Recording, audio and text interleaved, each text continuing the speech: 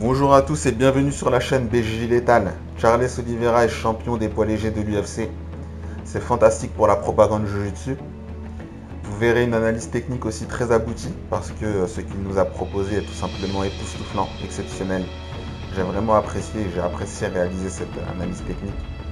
La propagande n'en sera que plus efficace pour les amis du grappling notamment, et puis les sympathisants et puis les autres qui ont tout intérêt à entrer dans la propagande. Un Chandler qui a été très agressif sur les phases de striking et qui a d'ailleurs touché très tôt Charles Oliveira, qui a dû utiliser son sol finalement pour sortir de cette phase très difficile. Donc on le verra, premier crochet du gauche, pressing important de Chandler. Charles Oliveira qui descend dans les jambes sur un beau double leg, la tentative de guillotine, mais il en sort.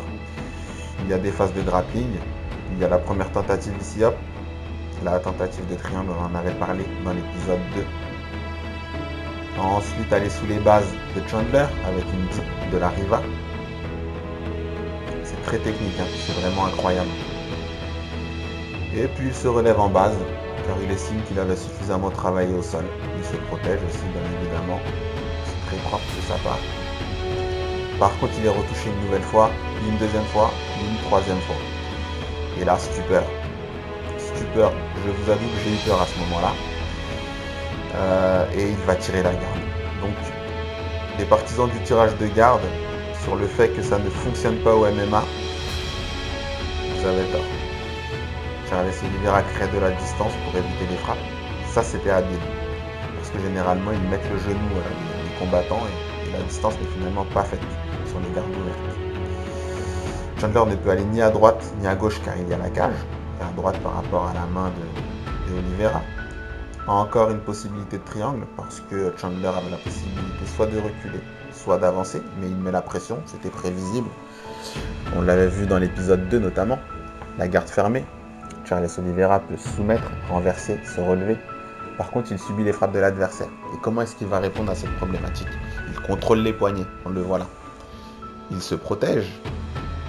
Il contrôle le biceps avec la main gauche. Il va utiliser aussi le genou gauche pour mettre de la distance.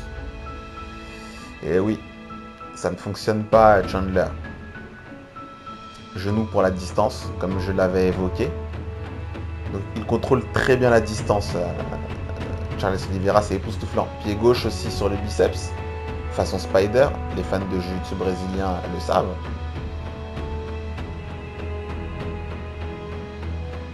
À nouveau un contrôle du poignet et de la posture avec la main droite.